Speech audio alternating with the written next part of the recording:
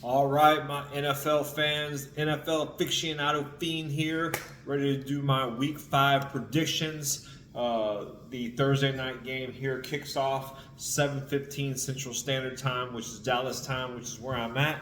And so currently, let's go over this and get this on so we can get this posted and everybody can get their bets in. So, Thursday night, big change, man. Niners announced some major injuries going down. Purcell, Purdy not going out. That actually had the line change yesterday from when I was looking at it. Niners are now getting 8.5 points, was at 7.5. Basically, they're traveling to the Rams home in SoFi. I think the Rams are just too much for the 49ers, as banged up as they are. I think the Niners are a pretty good team. I think they should have beat the Eagles a few weeks ago and been one of their few remaining undefeated teams. But unfortunately, they choked that game away. But I think this being a division game, they're going to get back. So, Rams beat the Niners and cover, even with the extra point that the Niners are getting at 8.5. So I see a huge game from Puka Nacua, and I see a good game from Matthew Stafford, and I see that Rams defense, Jared Verse, getting after Mac Jones. So, all right, moving on, we have the Minnesota Vikings playing the Cleveland Browns again. This is another Europe game. I think that game kicks off 8:30 a.m. Central Standard Time, so 7:30 East Coast, 9:30 East Coast. Game damn near kicks off at 5:30 in the morning over on the West Coast. So anybody out there that's a Vikings Browns fan is living on the West Coast, feel bad for you. But hey, you can always TiVo and catch up as you wake up. So, anyways, the Browns are actually getting 3.5 points in this game. But being all the injuries on the offensive line for Minnesota, and then Carson Wentz is still the starter. J.J. McCarthy, I believe, is still out for this game. Basically, I see that Browns defensive line just having a field day against Minnesota. So I'd love to say, hey, Minnesota's going to win, but they choked it against the Steelers last week. So I say they choke it again this week, and I'm going to pick the Browns in an upset because they're getting 3.5. So Browns beating the Vikings overseas. The Vikings are the away team, and the Browns are the home team for this game. Go figure on that one. So moving on to the next one, we have the the Raiders.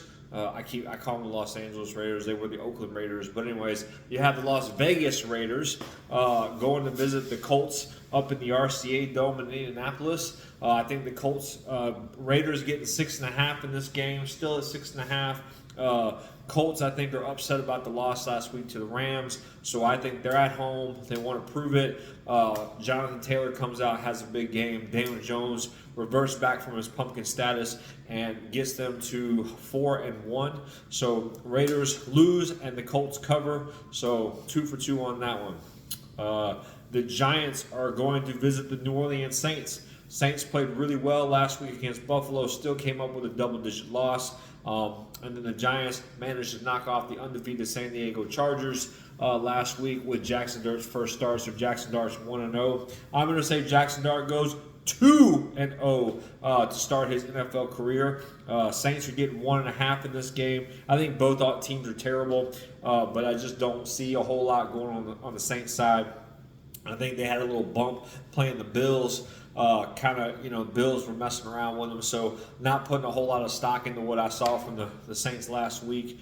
So Giants, not only do they win, but they cover as well. So there you go. Jackson Dart starting off 2-0 in his NFL career debut. So moving on, we have the Cowboys going to the Jets. And playing the Jets at home. The Jets are actually getting 2.5 points in this one, so Cowboys are favored. I think a lot of people are remembering what happened last week against the Packers, but I think that was kind of a bump game for them, to where basically they wanted to make Daddy Jerry happy. Dak went crazy, and the Packers just forgot how to play defense. And so that ended up an offensive explosion that I didn't see coming. I don't know a whole lot of people who did, especially with CD Lamb still being out. But it's just like the Packers totally forgot how to play defense in that game. Pickens went off. Jake Ferguson went off. But anyways, enough of that. I think the dream dies. for them, I say Fields, Brees Hall, that running game really gets going, and that defense is a little bit tougher than what we think it is for the Jets. So I'm picking the Jets in an upset to beat the Cowboys at home and win, and keep the Cowboys on their losing streak that they've been on. So moving on, we have the Broncos going to play the Eagles at Philadelphia. Broncos getting 3.5 points in this game. I'm actually going to pick the Broncos to win. I think they're starting to put things together, and I think that defense is legit. And I just don't know if Philly has the weapons. Like, they come out in spurts, but I don't know against a really good defense and a team that's starting to put things together if they're going to come out and actually do what they need to do. Now, they are 4-0. Let's not kid ourselves.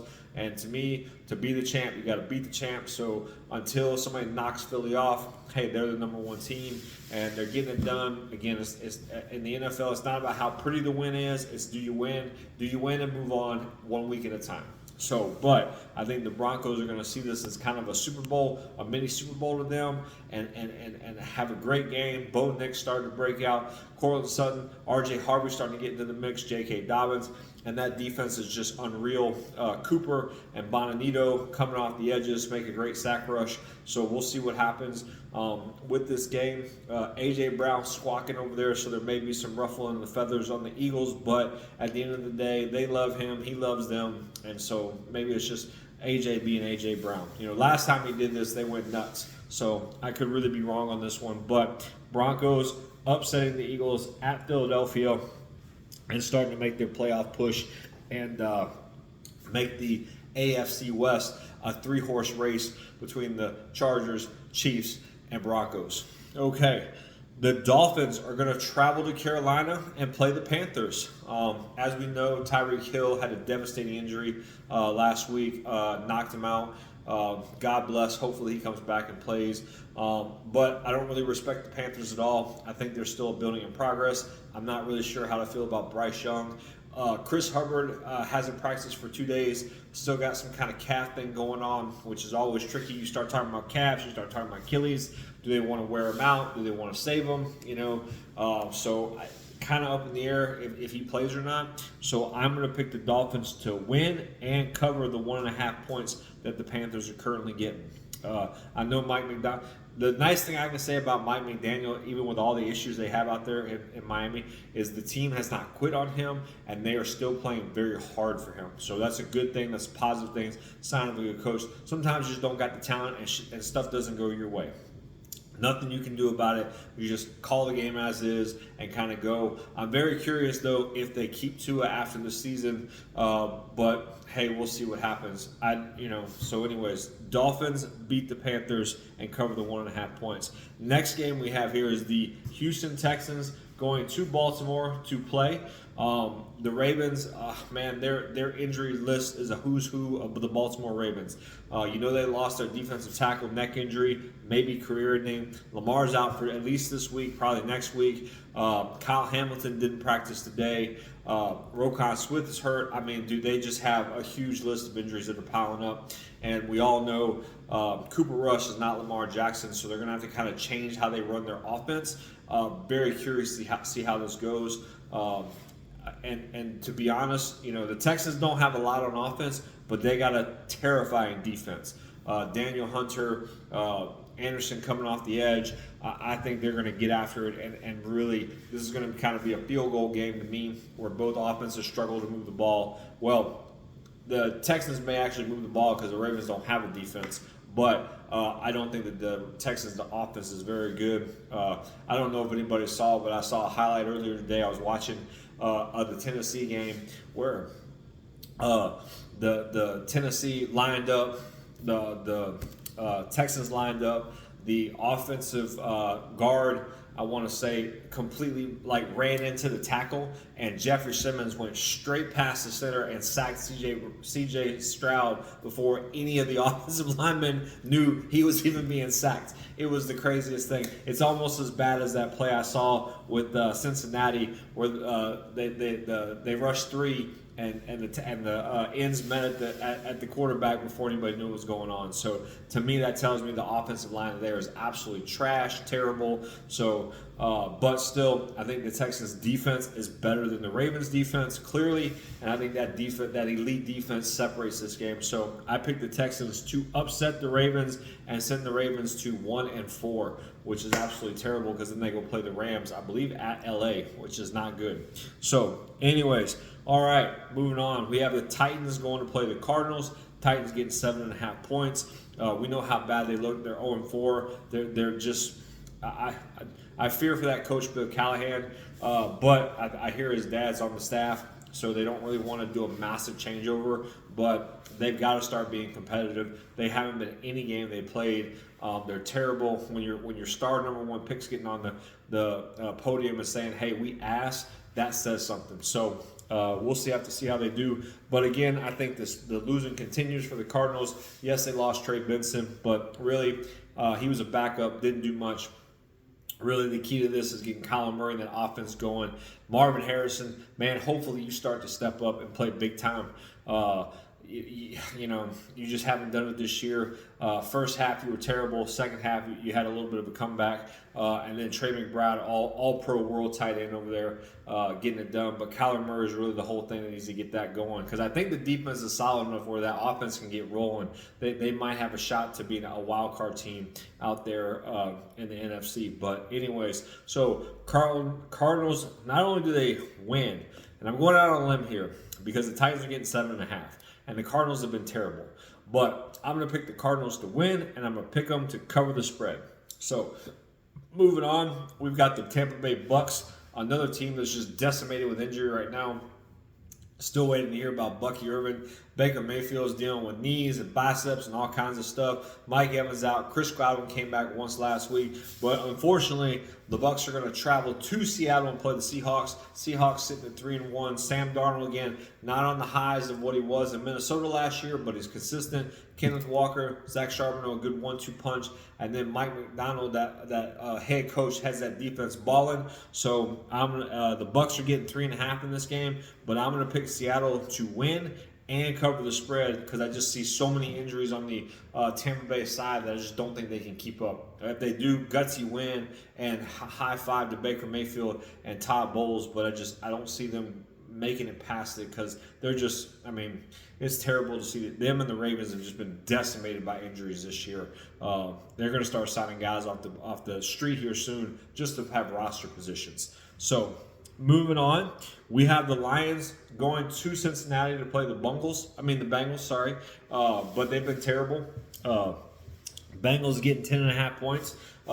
Lions, I'm picking the Lions to win and cover. They've just been, ever since week 1, after that they steamrolled Chicago, they steamrolled the Ravens, they steamrolled the Browns.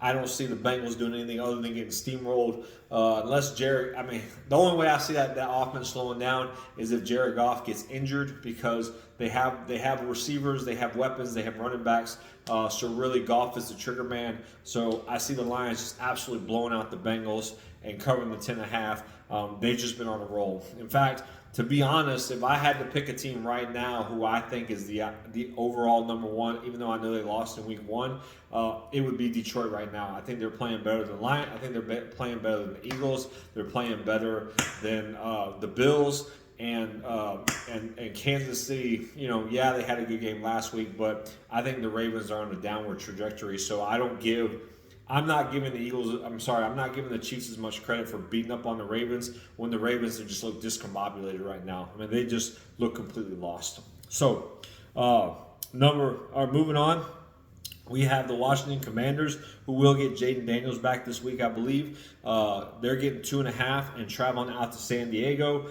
to play the Chargers. I think the Chargers come out of it because, first off, it's a West Coast game, so hey, that always works out for them. But I think they come out mad. I think they come out upset. I think they come out humbled, and rediscover who they were and become that team and beat the Commanders. And they not only beat the Commanders, but they covered the 2.5 point spread that the Commanders are getting. So picking the Chargers, Justin Herbert gets back on track, and that defense gets back on track, and the San Diego Chargers beat the Commanders.